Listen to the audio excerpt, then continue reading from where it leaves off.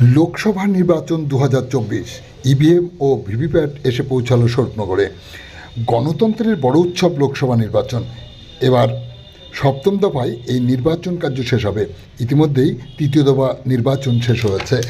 সামনে তারই ধারাবাহিকতায় বাকি আরও 4 দফা, যার মধ্যে আগামী 20 মে বনগাঁ লোকসভা নির্বাচন।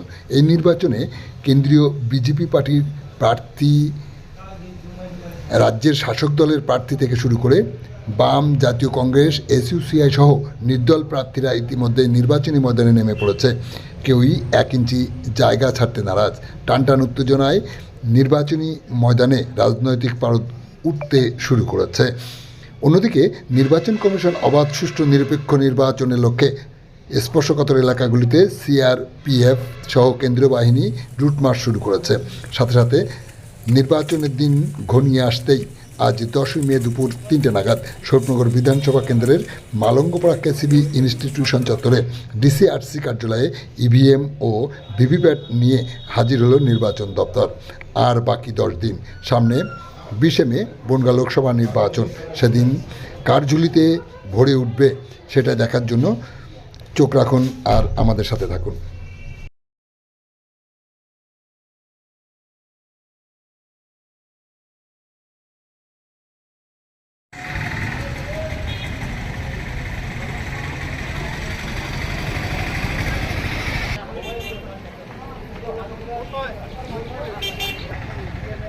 বলা হয় সেই ইউনিটগুলো আমরা জনপ্রতিনিধির উপস্থিতিতে এবং ক্যান্ডিডেটের রিপ্রেজেন্টেটিভের উপস্থিতিতে, বিডিও সাহেবের উপস্থিতিতে এবং আমাদের ফোর্সের উপস্থিতিতে আমাদের টেম্পোরারি স্ট্রং রুম যেটি করা আছে হচ্ছে আমাদের মালঙ্গপাড়া কেসিবি ইনস্টিটিউশনে আমাদের 98 নম্বর সংস্কৃতি অবস্থার মধ্যে এখানে এসে পৌঁছেছে।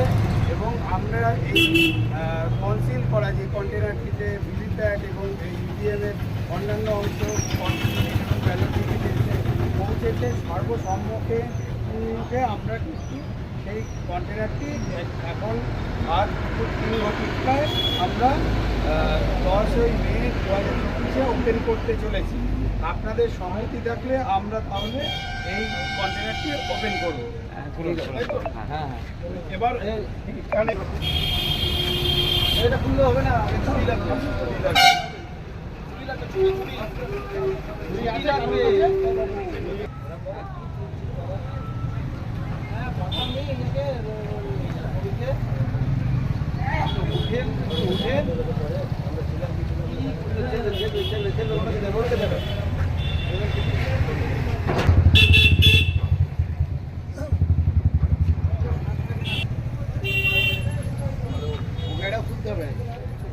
ওই গাড়িটা পরে, ওইটা পরে। হ্যাঁ, সেই একটা করে এখন দিয়ে ওদের কাজ নিয়ে আসেন।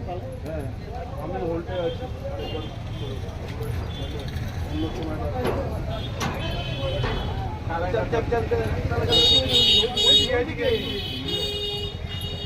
আপনি একটু ওপেন করে দেন, নাহলে পারবে না।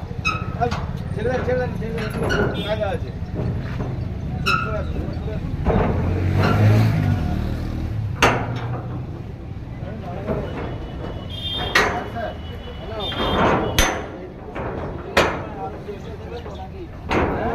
বলে তো দিয়েছিলাম, দেখছি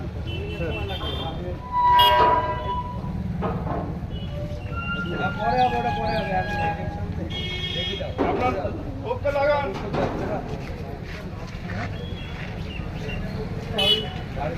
আপনার লোককে লাগান এবার।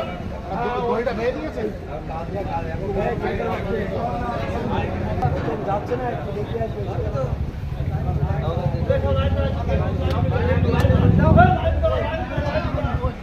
আপনি বলতে